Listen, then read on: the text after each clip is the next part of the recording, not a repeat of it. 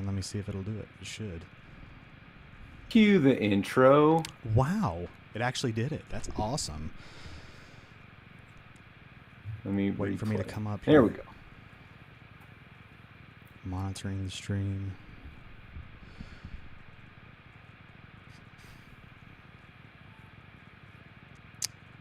Hell yeah. Looks like we are good to go. If you are, Sean. I'm ready when you are, sir. Yeah, I'm streaming already. All right. Very nice. I ran the intro on my channel. Feel free to do so on yours if you need to. Oh yeah, I might need to do that. Here's our intro. You're live in 3, 2, 1.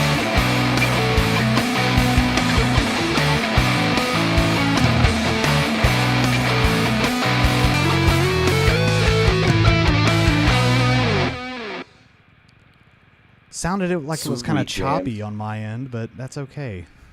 That's okay. We're not professional here at all. Hello, my name is Jonathan. And I'm Sean. Welcome to episode 8. Can you believe it? Of OnlyFrets. If you're tuning rolling right along, brother. Rolling right along, chugging right along, whatever you want to say. Yeah. You got Old Faithful in your lap, it looks like. I do. I've got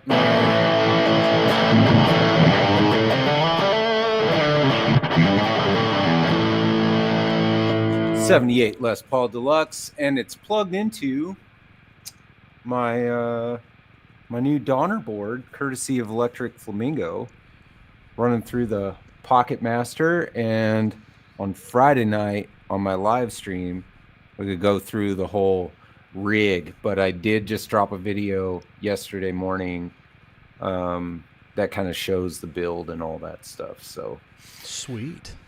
Yeah, man. What do you got today? So this one is going to be kind of a good segue into our first topic. This is an LTD M200 FM. So it's an older model. I think they still make these, but this is from 2008, so it's a neck-through model, which is really cool. FM meaning flame maple, so it's got a flame maple top on it. Can't really see it because it's black, but it's beautiful nonetheless. Plays great.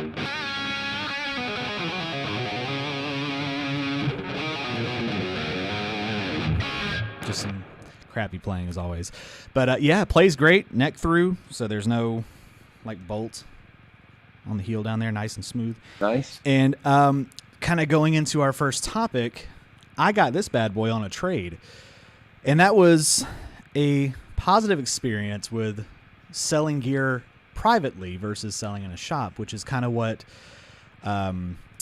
not this guitar, not this transaction, but it's one that I'm actually going to try to redo today, inspired this topic. And I felt like it would be nice to ask, what do you prefer, selling privately via Facebook Marketplace, Craigslist, Reverb, I guess if that's privately, you name it, versus taking it to Guitar Center and just saying, give me what you think is fair, Mr. Guy behind the counter that probably has never played music in his life. Tell me what you think is fair. For this thing that I love. So I guess I'll throw it to you. What if you were to sell gear? I know you said you don't really sell gear too much, but I do that a lot. What would you prefer, private or just drive by your local shop and say, here's this, give me money? Okay, well, we can break that down real quick. Want to say hi to Keith, Amanda, and Brian, searching for Tone. Keith and Brian both run their own channels, so if anybody's here, definitely go check those out. Amanda Coombs, the mod to the stars, is here. So thank you guys for showing up. As far as where to sell, what the best, I mean, I think we can all agree your best return is always going to be private sale. Oh yeah, absolutely. Yep. And I think we can agree that the most hassle is always going to be private sale. That's the trade-off, exactly. Right. Yeah. So I'm trying to sell my Jeep right now. I have a '08 Jeep Patriot. I'm trying to sell it. It's kind of broken. It could use some love. But either way, I'm trying to sell it. I just have it sitting on my parents' backyard with a for sale sign by the highway. And like, that's all the work that I want to put into it. Right. It's like my phone number's there. Somebody can call me. when it comes to like selling guitars, I feel like the equivalent to like say the pawn shop would be like, pick and pull. Like if you sell your car to a pick and pull and they break it all down, tear it all down or whatever, that'd be like the equivalent to going to a pawn shop. Like the worst amount of return, and pretty little hassle. Realistically, like pawn shop, most cases will take whatever. But you just get nothing in return. Going to a guitar shop, you can get decent return if you spend money back into the store. But if you're selling for cash, you're getting pawn shop money. Yep. And then private sale, it's all cash. It's the best return, but it is just so mentally painful. Yeah. And then there's online, guys are, Brian mentioned Reverb. You can get hosed online as well. Or, it can go really well. It just depends. Yeah. Yeah. I agree with that. See, and my thing is I've gone, because you always hear the horror stories of like getting ripped off at Guitar Center and pawn shops. To me, have I ever sold to a pawn shop? I don't think I've ever sold to a pawn shop. If I have, it's beyond me. But I don't think I've ever bought from a pawn shop either, but I digress. Pawn shops can be... No, I have bought from a pawn shop. I'm getting off topic. It's on topic. Yeah, it's on topic, but it's whatever. But, it's on topic. So, yeah, pawn shops can be hit or miss because obviously they deal with everything, golf clubs, lawnmowers, guitars. It's like they're going to probably know a little bit about everything, be like a jack of all trades kind of deal. With Guitar Center, that's such a double-edged sword to me because I always look at Guitar Centers. They're the ones that kind of maybe set the market, but they're also looking at like Reverb and stuff, which kind of also sets the market. But whenever I'm looking for something, I always check Guitar Center first or Musician's Friend, that used market, because generally speaking, they're going to have the stuff marked down a little bit more than someone selling it privately because, you can ask for whatever you like.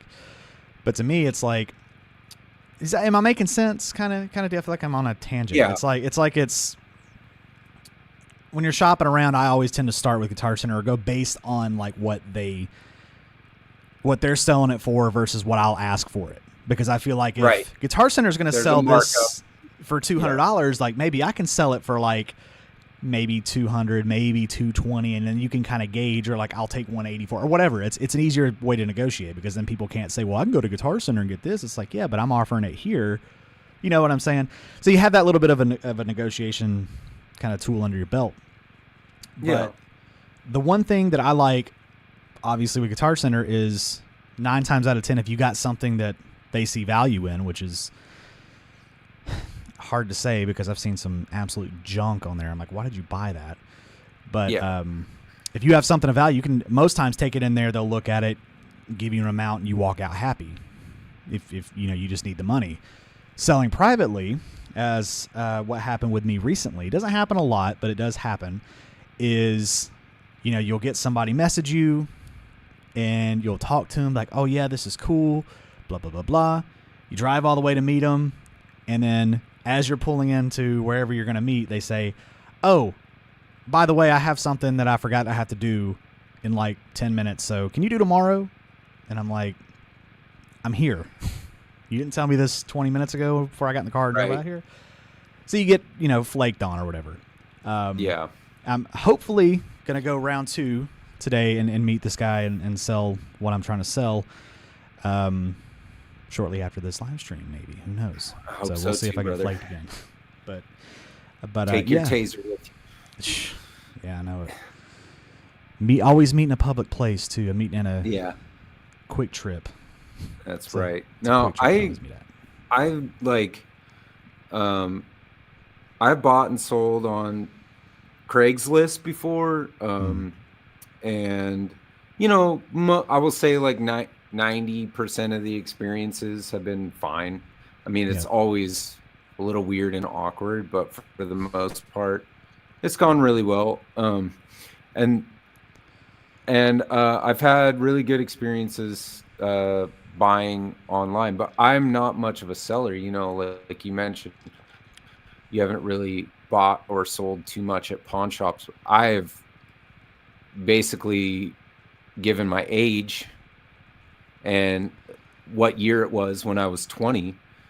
There was no Craigslist. There was pawn shops. Right. I mean, that's how you bought and sold gear, or that's how you sold gear. And that's how you bought it too. You go into a pawn shop. And so I'm kind of still, that has kind of been ingrained in me a little bit, as far as I always check out the pawn shop for stuff that's laying around. Right.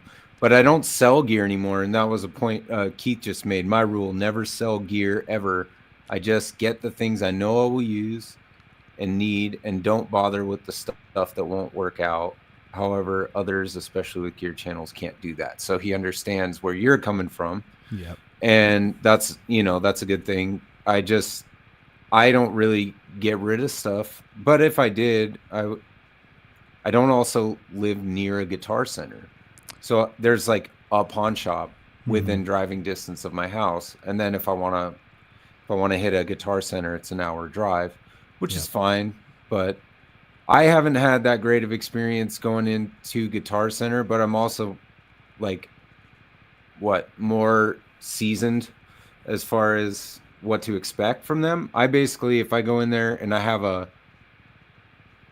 you have a guitar they can sell for 300, you need to expect to get like 200, because they want to make $100 on anything that comes. And that's fair. They gotta make a profit. That's the same thing with pawn shops. They have overhead. They're paying somebody's paycheck.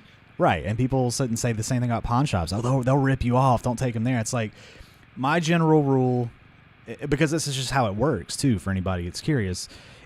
If you're going to go to a Guitar Center, do your research, because I've walked in more times than not knowing exactly what they're going to offer me, and if anything, surprised that they're offering me more. So what you do is, if I was going to sell this, for example, I would get on there and look up LTD M200 blah blah blah blah, and see first off how many they have on there. Check your local store too, because if they have 5 of these hanging on the shelf, they're probably not going to buy it because they can't move those 5 they got now. Just simple things. Check and see what they're listed for.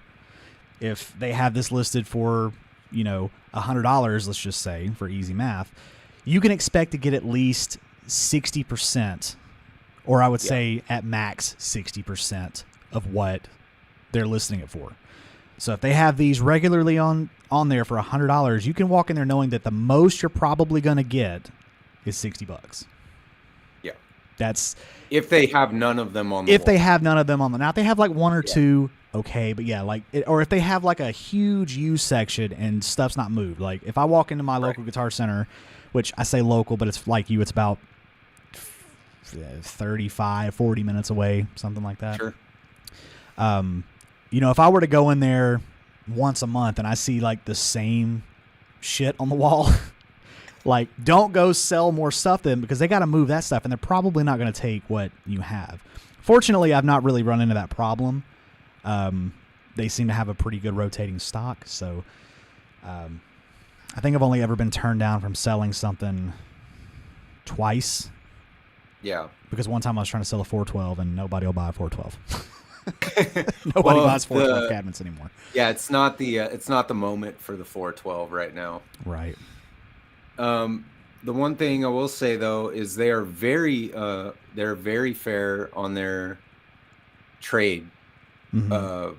So if you're looking to get something else and you have something that's kind of nice, you're gonna get, basically they will give you like 85% of what they'll sell that guitar for on trade. Right. It's a huge jump. You get like 25% more return on your money, right, if you're going to use that money in store. So that's a nice thing that they do that pawn shops don't really do. Although if you ask a pawn shop, they may do that and be like, hey, I want the hollow body up there on the wall.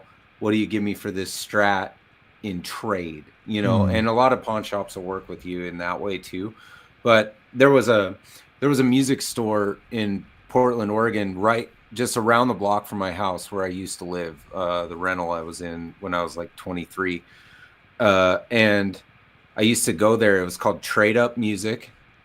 And they were pretty good about their name. Like if I had something that I had, so like one time I bought a keyboard for recording purposes, but I didn't want the keyboard. I just needed one for a little bit. I bought a keyboard for $100. And like 2 weeks later, after I was done recording with it, I took it back down there and traded it for a $100 Epiphone bolt-on neck special for $100. I had paid no money. They traded me. They knew that I had paid $100 for the keyboard. Right. So they just traded me straight across for the $100 guitar. And that was pretty cool. So there are some, you know, mom and pop shops that do things a little differently and have a little more wiggle room. Whereas somebody like Guitar Center basically has a standard that they go by. Every shop does it the same way. Right. And, you know, every once in a while, a sales clerk will make a mistake and you'll get like an extra $100 on trade where you shouldn't have or something like that. But, right. You know, it's just like, to me, buying gear is the fun part. Selling gear is always sounds terrible to me, just for the sheer mental gymnastics of it. Yeah, it's definitely a hassle. I got somebody in my chat too. I think that says the world needs a hero. So, hello. Sorry, my screen is over there. But he says I'm the same way. Growing up with no marketplace or Craigslist. You are really dating yourselves here. Also, the nearest Guitar Center is for me is a 3-hour drive, buddy. Where do you live? Where you have a Guitar Center is 3 hours away from you. That's tough. That's a special occasion drive. Yeah, that's like we're going to Guitar Center. We're hitting like a big box grocery store, like a Costco or something, and you know, and we're going out for a nice dinner or something like that. Hitting three things, making a day of it, you know. Right, that's like a day trip. Goodness gracious. Yeah. Yeah, but see, and another benefit of like kind of what you were talking about, where you traded that kind of thing, is if you're knowledgeable on what you're looking for, and this is part of the reason I look kind of every day or multiple times a day, because they kind of refresh it throughout the day. Aside from the fact that I have a problem, I think, is that you can try to find. Sometimes they'll list things on there for like they'll mislabel stuff, and it doesn't happen very often. But the one example that I always like to turn to is I got a Jackson. It was a made in Japan Jackson. It was a DK. Was it a DK2M? I think is what it was called. Excuse me. And it's the you know, like a dinky with the maple headstock. So it's maple fretboard, maple headstock. I remember the video about that. Right, yeah. So I did a video on that, and that was my first experience with the made in Japan Jackson stuff. And what I was doing was I was just doing my normal scroll and saw it. And I was like, that looks weird. Like, what is that? And I looked and researched it, and I finally found it. And I was like, oh, I'm getting that because I think that's whatever. Yeah. And I got it. Really cool. And I ended up taking it back and selling it to Guitar Center. Not the same Guitar Center, but selling it to Guitar Center and then walking out with like an extra $150. Dang, because those things sell for like on Guitar Center, they sell used for, you know, $500. Like immediately. So like it's immediate profit. So I'm like, oh, I got a video out of it. I got a cool guitar I can play for a little bit, and then I made a profit. Not that not that I'm like a flipper, right? But if I see an opportunity, I mean, I'm going to jump on it. Yeah. That's just. I mean, I think anybody will do that. So. Yeah.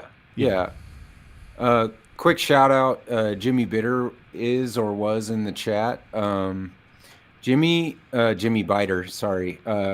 Jimmy is part of a live to YouTube jam group called OU812, and anybody who's not checking that out, I'm pretty sure everybody in my chat knows about them, but OU812, they do backing track jams, and there's usually like 4 or 5 of them, and these dudes freaking shred. Super nice guys. They respond in the chat the whole time. Yeah, Jimmy's still here. Right on, man. Jimmy can shred. So Jonathan, they're doing one tonight, I think. Nice. Tonight, Tuesdays and Sunday. Thank you, Brian. Appreciate you, brother. Yeah, so it's Thursdays, Tuesdays, and Sundays. So you get like 3 chances, and Sunday is a community jam where Nice. like you could go on and jam to a backing track or something like that. So I want to try and jam with them sometime, but Sundays are tough for me. So one more quick thing. Mark Spurgeon, who's usually here, had his surgery. And yes, I agree with you, Amanda. I hope he is watching and just can't chat. I have not talked to him. I've been checking my Facebook messages, but hopefully his surgery went well. We're all hoping for the best for Mark. Anyway, did you have a second topic you wanted to jump on, Jonathan? Yes, I do, but I have more chat on my side too. Same guy, the world needs a hero. Yeah, he clarified. He said he's in, is that Yuma, Arizona? I think that's how you say that. Yeah, correct. Yeah, so he says the nearest one's in either San Diego or Phoenix. So, yeah, Yuma's out there. It's a sweet place, though. I mean, that's a cool, like, rural part of the country, but it is pretty. Yeah. My cousin lives in Scottsdale, so I'm vaguely familiar. But yeah, my only connection with Arizona is I've shipped a guitar to Arizona once. I sent a guitar out to Zim's Guitars once. Yeah. And then he also asked, have you ever tried out the Chroma console? I have not. I've never even heard of that. Me either. I believe it's quite a bit like our Pocket Masters that we're playing through today, but a little beefier as far as no, it's a pedal. It's a pedal. Oh, is it? It's it's that one with all the knobs. Rhett Scholl has one, and it's like his favorite pedal ever. And it has like all the different colors, and it does all kinds of crazy stuff. It's out there. He says Hologram Electronics makes it. Yeah, there we go. Okay. Yeah, I might have to check that out. I've been getting more into pedals as time goes on. I'm not a huge pedal person, but yeah, I might have to check that out. That'd probably make an interesting video. I ordered that Not a Dumble, by the way. The JHS Not a Dumble. Yeah, I'm gonna my kids are gonna make a short channel appearance. I'm gonna have my boys help me build it, because that's kind of the theme of those. Is like it's so easy a kid could do it, So right, yeah. I'm gonna probably pop them on the video and build one, and that should be a lot of fun. And I'm hoping to get some sweet tone out of it. You probably will. Not a Dumble tone. Let's see. Stealth says, I used to buy and sell. Shout out to Stealth for showing up. Thanks, buddy. I used to buy, sell, and trade a lot some years ago. I can write a book on how people are on Marketplace, eBay, and other. I'm sure you can, brother. Yeah. That's funny. And then Keith says, every time he goes into Guitar Center, it's always messy, like they're liquidating or something. Well, with the impending doom of bankruptcy, like seemingly looming over their head all the time. Right. I don't know though, but I've seen a lot of stuff recently. I think Phil McKnight did an interview with the CEO where they have like in their headquarters, they have like the mock store, which I thought was kind of cool. Have you seen that? Which one? So Phil McKnight did an interview with the CEO of Guitar Center not that long ago. It's probably like a month or two ago. Oh. And where they did the interview, I think it's in their headquarters, and they have like a store. Okay. Like it looks like a 1-to-1 replica of like any Guitar Center you go into. So there's guitars hanging on the wall hangers and amps on the floor, and it's like the way that they train their associates. So they'll go in there and it's like this. We want to see what the experience of it's like, and I'm like, that's probably the cleanest damn Guitar Center in the entire nation. Is the one at the headquarters. You guys are not training them properly, I don't think. No, I always love Guitar Center. I guess some of those little idiosyncrasies have stopped bothering me over the years. You go in and they're always moving a display or and I don't know why the people that work there can't be motivated to like just start a job and finish it. But I can say it's probably because they're musicians and everybody's half recording an album. I know. And You know what I mean? Waiting to tell their story about how they played with the one guy back in the insert time period here. By the way, the world needs a hero. He said he's got to go, but just so you know, you guys have a new subscriber, so thank you very much if you're still around. Thank you, sir. Appreciate you very much. Sorry to cut you off. I just wanted to say that before he left, if he hadn't already. Yeah, BCG, I'm not wearing my sanding mask at the moment because I'm done sanding the laundry room, which means we are getting closer to my Firebird build, which I could not be more excited about. Hell yeah. So you're saying you would do a lot of maintenance on it, is what you're saying? Yeah. Oh, yeah. Well, segue. Let's talk about getter maintenance. Getter maintenance. I got somebody else in the chat too. What is his name? Arthur Sinclair. Sorry, I'm having to lean over there if you're just joining us. He says he put his Not a Dumble together, and it sounds great. So you're probably in for a treat. You already got one? Dang, mine's on the way. I haven't got it yet. Yeah, he says he put it together. It sounds great. So not to brag. That's awesome. Says, no, not at all. I'm happy for you. Congratulations. Yeah, cool. So another good segue then. So he's putting that together. You finished your laundry room or got that done. Getting close. Getting close. Lots of maintenance going on. Guitar maintenance. Do you do a lot of that yourself, or do you? And this is not really the question of the whole topic, but just to start, can you do any maintenance? And if you can, what can you do, or do you prefer to take it to like a tech? Let's put it this way. Great way to start. I do guitar maintenance like I do my laundry room remodel, which is if I run into anything that's above my capability, I say, this is what I can do that's good enough for me. Like, it's good enough for my house is what I always say. That was like a thing I learned when I was doing construction work, but we say good enough for my house, you know. So like a fret file job is basically like if I can take my fret file and knock the ends off and it's not sharp anymore, I don't worry about whether or not it's sitting perfectly just inside of the fretboard like it ought to be. A leveling job is the same. Like, does it still buzz when I hit the 13th fret, or have I taken care of that problem now? Right. So I'm comfortable. Well, a lot of my guitars are like the one here, the Flying V, the Strat. A lot of them were bought for the purposes of getting the experience, right? So I can do electrical, like, you know, soldering and stuff like that. And I figured out wiring. I have that down pretty good. You know, oil the fretboard, change the strings, dust the thing off, set the intonation. I finally have kind of figured that out. I'm not as good at it as you are. You know, if anybody wants to know how to set up a Floyd Rose properly, go check out Jonathan's Floyd Rose videos because he does a great job explaining it. I don't have a Floyd Rose, but if I did, those are the videos I'd refer to when I was setting it up. And, you know, so I can do some things. I would say I talked about this in that Nick Perry interview, and he's the same way. Basically, if it comes to like a refret, I'm out. Right.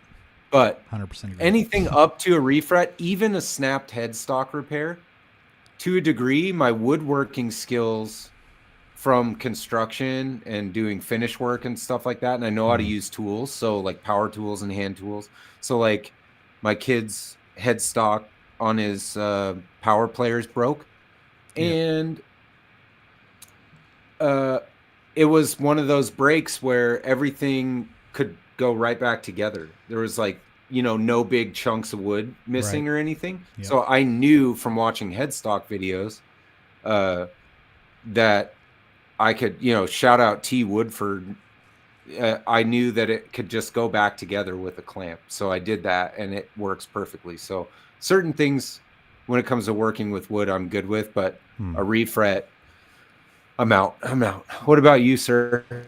I'm kind of in the same boat. I don't do everything perfectly. I've come to find, because I do a lot of setups and, you know, I guess maintenance is what you would say. But yeah, when it comes to like, for me, it's refrets, It's really like fretwork in general, like filing fret ends. I'm kind of getting into that. Like I bought a fret file recently, and I've kind of dabbled in that a little bit. Broken headstocks or like broken pieces. You know, if I had like I had a flying V once that had broken wing on it, and I tried to glue it back together, and it looked like crap. So I was like, I'm not doing that anymore. That's kind of where I draw the line. But I mean, as far as like setups, fret polishes, maybe some like body damage aside from like broken pieces, you know, scratches and stuff, I can do all that because I have a background in detailing cars, which I've kind of find that if you do things like wax the body, I don't do that as much anymore, but you can like wax and buff a body of the guitar, and it's gonna do kind of the same thing. Like I've used car wax on especially poly, right? Right, you know, especially poly. Yeah, I mean it'll nice shine it, you know, right up and stuff. But yeah, like as far as maintenance goes, I can do wiring. Floyd Roses, I can set those up, and all this is just like self-taught, watching YouTube videos and stuff, which is kind of me giving back when I make those kinds of videos. But I also think it's interesting because I have a series that I do called Make Guitar Shred Again. You want to check that out? I got a couple videos on that. Yep. So I have a series on that, and I've not done a video on that in a while. I have one that I filmed recently that, depending, may be coming out in the next couple months. I don't know. Nice. But I like doing those because it's one of those like, let's buy a used guitar, let's see how it is like out of the box, and see if we can fix it like live, and I'll show you how I do it. Not live, but you know what I mean. And it literally is just how I got it. Let's see if we can clean it up, set it up, do all that kind of stuff. If it needs a wiring job, perfect opportunity to say, let me show you how to, you know, fix this pickup that came loose. Let me show you how to solder. This has got a Floyd Rose on it, and the Floyd is sitting up like this. Let me show you how to get it back level and, you know, balance it out, and how to tune it and all that other kind of stuff. And I love doing that kind of stuff. Yeah. One of my favorite things to fix on a guitar is the fretboard. Like if it's a dry fretboard, or if it's, you know, frets are dull. So like satisfying. Oh my God. It's it's like I can go to sleep at night like, I oiled that fretboard so good. Kind of like your mother. But I've seen I got one live. Got one live. But got one. That is the fretboard. It's like, so if peeling plastics like if peeling pickguard plastic is the audible ASMR for guitar channels, oiling the fretboard is the visual ASMR for guitar YouTube. Like nothing is better than like somebody puts Monte Presso all over it, and then they wipe it off, and then they oil it, and it's one half shade darker, and you're like, it looks better. Like you do, you know, it just oiling the fretboard is like the most satisfying visual before and after that you can get on a guitar, I think. Right. But then you got the people that are like, don't oil your fretboard because it'll pop your frets out. And I'm like, shut up. Yeah. That's not, I'm not, I've oiled fretboards. Why oiling your fretboard is stupid and you're dumb. It's like, it's one of those guitar myths. It's like, it's not a myth. It's a product that they make and have made forever. People have done it. Right. And it's fine. Now, and I always say too much of anything can be a bad thing, right? Sure. I'm sure if you oiled it every week when you change the strings, if that's what you're doing, you'll probably start to see problems. But like twice a year, like that's not going to do anything. Yeah. Spring and if anything, if you don't oil it and it dries out, you're going to crack your fretboard. And then if it cracks around the frets, then you're going to have a bigger issue. You know, you go try to pull frets on a dry fretboard, you're going to just pull the wood out, and then you ruin your neck. I saw a channel I love, so I won't berate them for this.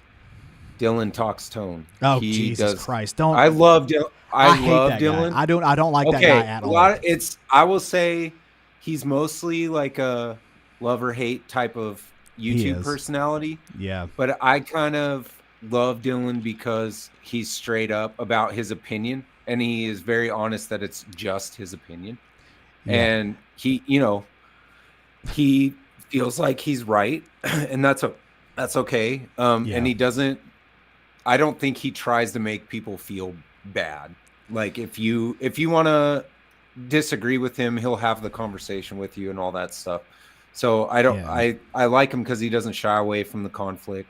But he was like, you're not hydrating your fretboard when you oil it. And I kind of was like, well, there's liquid in the oil. Like, it's not water, Right. but you are moisturizing the fretboard, or i.e. hydrating. Like, if you want to argue semantics over what the terminology is, like, yeah, maybe you're technically not hydrating your fret. Anyway, Right. I'm on a tangent, but I get why people would like. I just feel like that content is kind of silly, you know. Give me 1 second, by the way. My camera is flashing at me that the battery's going to die. I need like 2 seconds. Yeah, I'm going to address a little Go bit of ahead the and talk. chat here real quick. All right. Tim, right tools fretboard is not too hard to let. Okay. Yeah, I think that's part of my fear is that I don't have the right tools for refretting at the moment. Maybe if I had a press and I had all the, I got a Nomad filing kit or something like that, I'd probably give it a shot on something. That flying V back here, beep, that needs probably not a refret, but it definitely needs a little leveling and crowning. Stealth asks, do you use tube amps? Are you into programs? Right now, kind of right in the middle, Stealth. And Jonathan uses a lot of like little solid state amps, and he also has a tube amp, a Black Star tube amp. I use the Fender GTX 100 for live in the room amplification and for routing that through to what you hear right now. So that's with the volume on my amp cabinet all the way down, but it is sending through XLR into the my interface. So I use physical pedals and digital. I kind of keep one foot on either side of the fence, and my grass is always green. Keep an eye on the humidity. That is correct, Keith. I definitely don't do that like I should. I live in a really arid climate, and I should have a humidifier in the room at all the time. I'm back. For your fret, are you back? I am back. Mark's gas station, by the way, GAS station. Love that name. He says, "Howdy, folks." Yeah. Howdy. Howdy, bro. Howdy, Mark. Didn't mean to cut you off. I just want to let you know I'm back. Oh no, you're okay. We want to make sure we say hi to everybody who comes in. Shout out Stealth Guitar. He runs a YouTube channel as well, and it's a lot of fun. BCG 5150 Guitars channel, awesome. And I saw Tim Baby Boy Mulligan in here. Timothy Baby Boy Mulligan also runs a channel, awesome stuff. And let's see, unlevel V hanging there a little to the left. Well, I think it might be my camera. What if I... No, it's probably the guitar. Chris, I can't help you with your OCD, brother. Sorry, I'm having technical difficulties. Can't. It seems like. All right, are we good? I think so. Now Jonathan, tube or... Sorry, what now? Tube or modeling? Oof.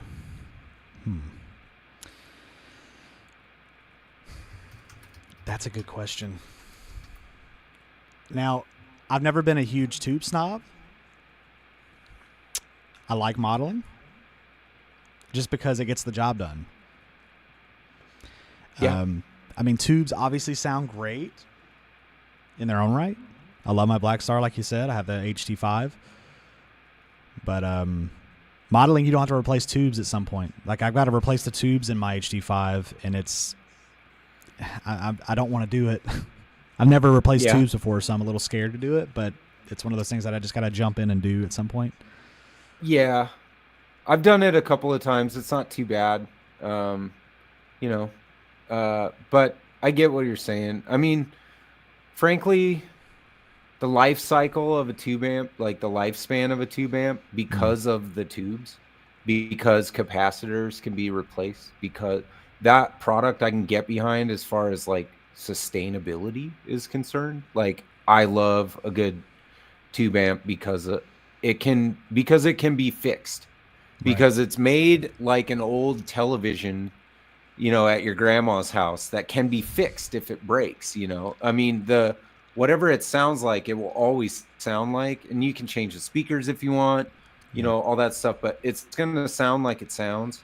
The thing is that it can be fixed, and that I really like. If my Pod Go breaks, I'm buying a new Pod Go. Right. Yeah, exactly. Which may or may not be the same amount as, so it's just something that ends up in the dump, which, I don't have anything against the dump. I've been gutting my house for like 3 years, but I just, it's kind of like the thing that I like about tube amps is that they can be fixed, but I don't care about tone enough to like delineate between the two. If I crank this GTX 100 right now, it's going to sound like an awesome amplifier. Yeah. That's it. Well, and I mean, depending on if you're playing live, excuse me, if you're playing live, and I think we've talked about this before, most people don't care. I mean, some people have gone through the thing where they're like, oh, there's an iPad on stage, or there's a laptop on stage. They're not a real musician, or they don't have the big wall of 412s, or it's like, does it sound good? Okay. Yeah. But of course you got people that are the snobs and they're like, no, it doesn't sound good. I can tell it's digital, like, or modeling or whatever. Who cares? You probably can't tell that much. My biggest different, the way I tell the difference between a snob and, like, say somebody like Keith, he just says tube all the way here, right?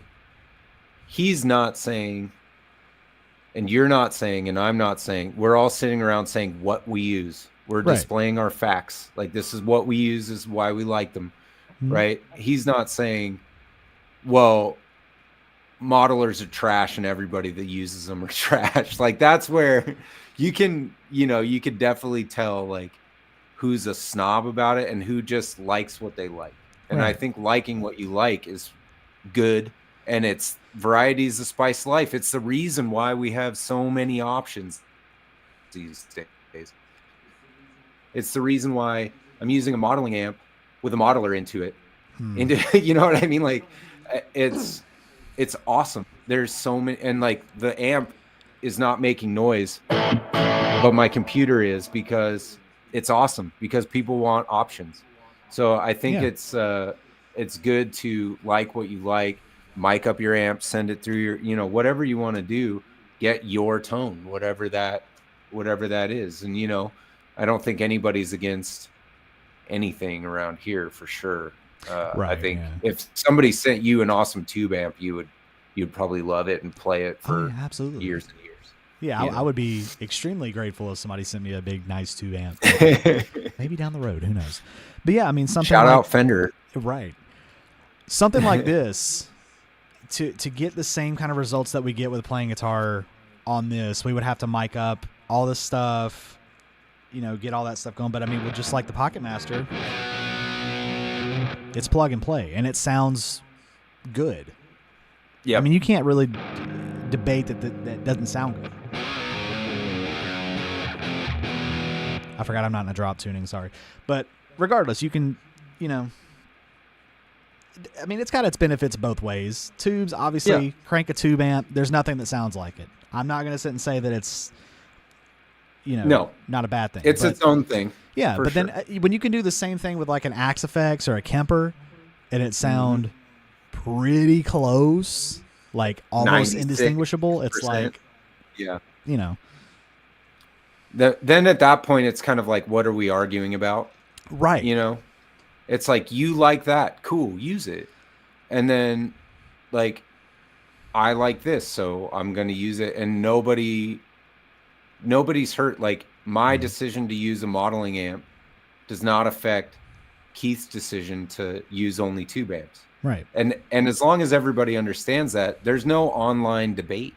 There's no, like, fighting. There's no infighting amongst the guitar community, as long as we all understand that this is the golden era of guitar gear. It for really sure. And we all know how to work on our own guitars, which is another thing, bringing it back to the actual point that we were talking about, doing your own maintenance. Yeah. YouTube has made it incredibly, like, it's made us all incredibly more informed as far as like how to do tech work. It's like the same way with like car maintenance. So like I know how to fix what's wrong with my Jeep. I just don't have the tools and time or energy to do it. But like, you know, with the drywall thing, like I watched a drywall mudding and taping video, and it turned out really good, because if I can watch somebody do something with their hands, I can usually mimic what they're doing with mine. And so like doing your own guitar maintenance, I'd say over the last 10 years, YouTube has saved guitar players probably millions of dollars collectively in guitar maintenance. You know, taking your guitar down there and spending $60 on a fret job or $100 on a fret job when you can do it yourself. Yeah, or just restringing, right? I mean, that's another hot topic. How do you restring it? You know, everybody's got their own. How I do it is Planet Wave / D'Addario self-clipping locking tuners. See, I've never. I don't even have to, dude. I don't even have to clip them; they fall off. That's so cool. You just turn it and it goes click, and the end of the string just falls right off. Pretty awesome. Yeah. They're worth, I think they're like $70 or something like that. That's cool. They're not very expensive. They're worth the money for sure. As long as you don't do any kind of like luthier knot bullshit, like, I've talked about that before too, where you like run the string through and then like wrap it over and bend it and then start it to. Don't do that. I've had so many guitars come through here that have had that on there, and I'm like cursing the person that did. I'm like, you stupid, because I'm having to like unwrap it and pull it. It's just so much harder. And they call it a luthier knot, and I'm like, I don't know any luthier that actually does that. And if they do, I wouldn't go to them. Nope. Every credible luthier I've seen online does a string through, like one pull, and then wrap over the top, like just winds down, and the tension drags the wraps down over top of your over top of the string coming through the hole, and they're fine. Speaking of maintenance and DIY, looks like Stealth has a video coming up of a custom custom tube amp he built a long time ago. Nice. And he's got to do a little bit of it's based on a 64 Princeton reverb, and he's going to do a video on that, so everybody be on the lookout for that. That'll be really cool.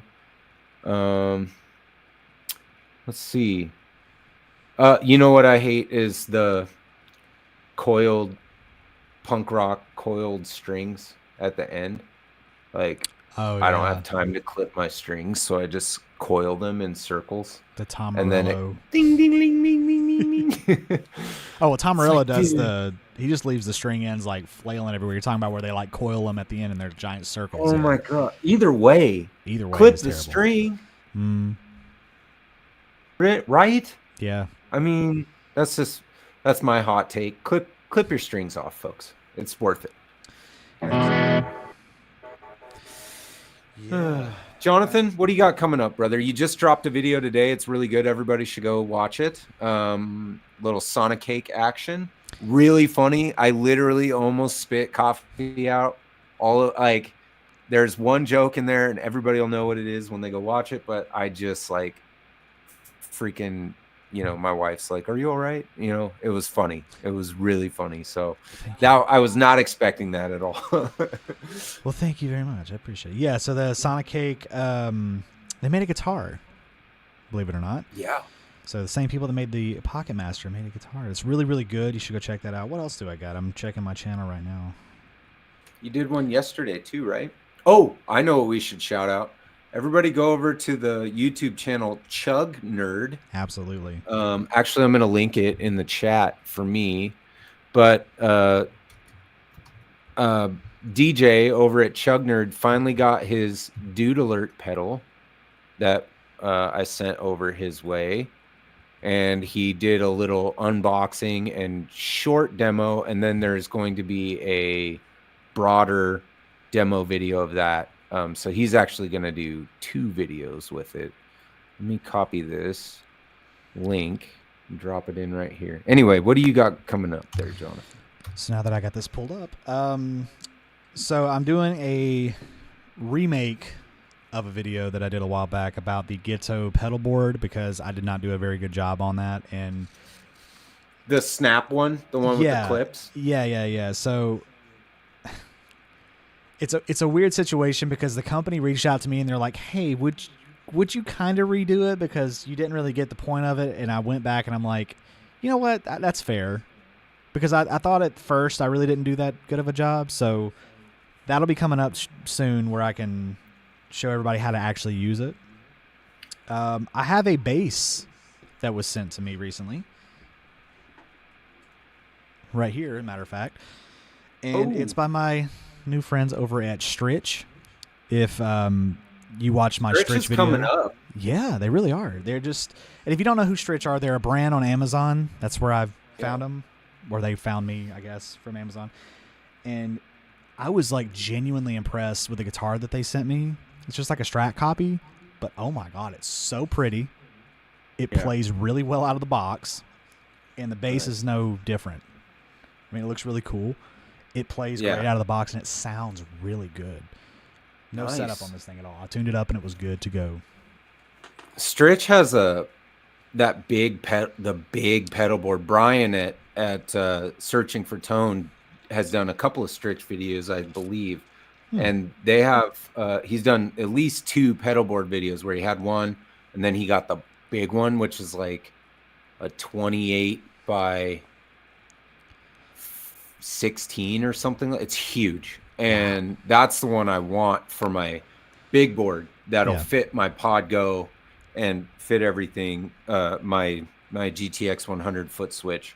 But they have some decent stuff. For sure. So shout out to Stritch. That's awesome, man. I'm looking forward to that. And then, just last little bit here, I have an idea for, so Joyo reached back out to me, and they're sending me like a ton of stuff. Not to brag. I'm not saying that as like a brag thing. I promise you. Yeah, no. But yeah, they were like, oh, you want to do this? And then also pick like 2 of these and do this. And I'm like, this. So I think I'm going to have a week at some point coming up soon where it's just nothing but Joyo. It'll probably be one day, because I can do a video a day of Joyo stuff. So it'll be That's cool. awesome. Yeah. Yeah. Did you happen, I mean, no spoilers, I guess, if you don't want to, but did you happen to get that tweed in a box pedal that they have? No. Okay. Have not. That's more up my alley than yours anyway. Yeah, more high gain. I don't know, I like a tweed every so often. Well, guys in pink rooms need to play high gain. Exactly. Yeah. Exactly. So there's that. You got anything interesting coming up?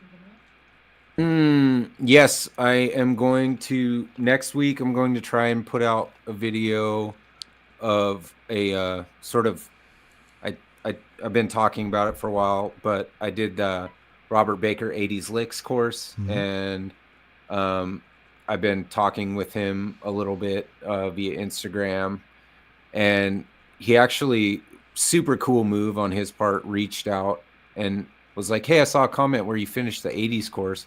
What'd you think about it? And I was like, oh, we're doing this. Okay. And then, so I got to like kind of give my thoughts. Full disclosure, I'm a disciple, so I didn't have anything really negative to say about the course. But I'm going to kind of review the course and talk about some of the parts where maybe I felt a little downtrodden in attempting to do. I mean, he does a great job, but sometimes playing the lick to tempo can be an impossibility for me, or maybe even others. Might not be the only, blues dad trying to learn 80s licks, but but what I do love about his courses is I can always garner something. Right. There's always something that falls easily under my fingers, and then I get to add that to, my sort of repertoire of abilities. And so anyway, I I'm hoping next week I can do that video because I'd really like to get that out. And I have permission to use like clips from his lesson course. So I'm not going to do anything too crazy, but he said use whatever you want. And so that'll be fun. And then I'm sort of plotting the next Tone Deep episode. I'm kind of thinking of doing it with a bunch of my fellow smaller channel buddies, and just talking about their, giving everybody, 10 minutes to tell their backstory and how they ended up doing guitar on YouTube, and kind of doing that like interview. That will take a little longer probably, but yeah, those two things. And if you haven't yet, I did make my pedal board build video featuring the JHS overdrive preamp, which is my favorite overdrive pedal that I've owned. It's really, really good. It's like meaty.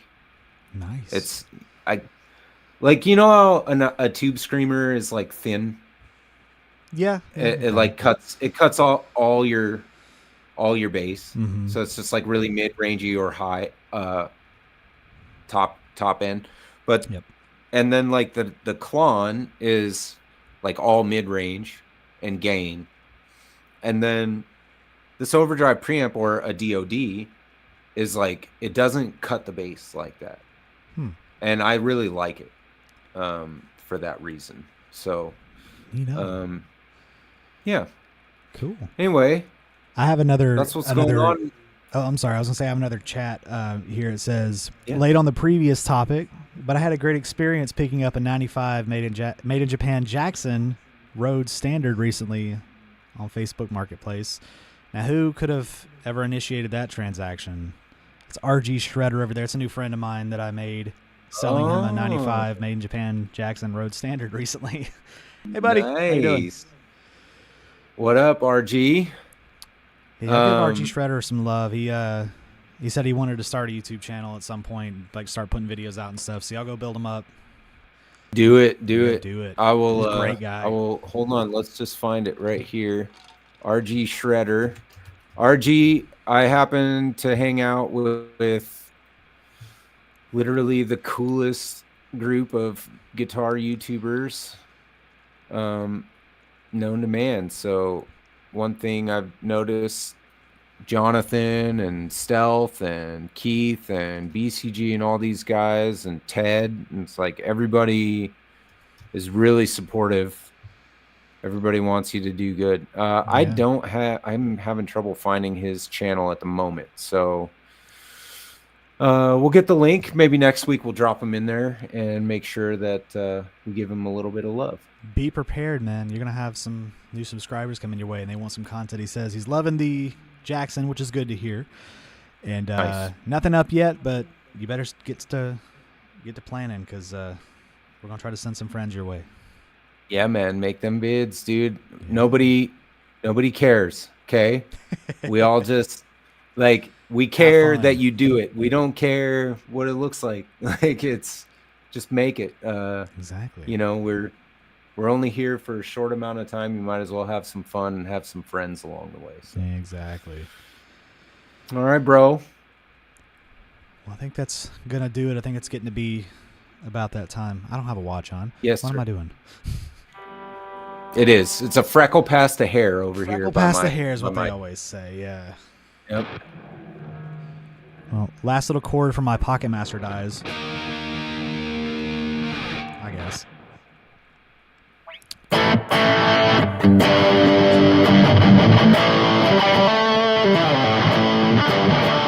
Yeah. Thank you to everybody over on Jonathan's channel and everybody on mine for showing up. I appreciate y'all, and we'll catch you next week. Maybe on Wednesday. Maybe even on Wednesday if we're lucky. Yeah. Maybe if I don't have another work meeting. It's my fault as always. They want to schedule them Wednesday at 1:30, and I'm like, no. Well, listen, maybe Thursday is the move, dude. I don't Maybe. think we ran up against any live streams. I know that 60 Cycle Hum ran a video about an hour before this. Mhm. So we'll just keep an eye on this, and if this is a better time for people to be able to be here, then maybe that's the move. Let's keep the door open. We'll say either next Wednesday or next Thursday, depending on how things go. Make sure you follow us on our socials too. We'll try to post some stuff there. Instagram, obviously here on YouTube. If you're on Facebook, follow on Facebook. I should have links in the description of all my videos, even these live streams. Sean may, if not, you need to do that, buddy. But I'm pretty terrible. I think I do a decent job on YouTube, but I'm pretty terrible about that. I'm trying. Yeah, I'm not very good at posting on Instagram and stuff. It's thumbnails. I definitely don't post anything on Facebook. I had to get off Facebook. Got too hot for me over there, so but I try to post on Instagram before we go live every week. So that'll be my main way, and then I always do a community post on YouTube as well. So yeah, man. Cool. Well, again, thanks everybody in the chats on both channels, and we'll catch you guys either next Wednesday or next Thursday. Still 2 p.m. Eastern, 11 a.m. Pacific. Y'all make sure you're there. I'm Jonathan from the Electric Flamingo channel. I'm Sean from Sean Plays Guitar. Y'all take care. All right.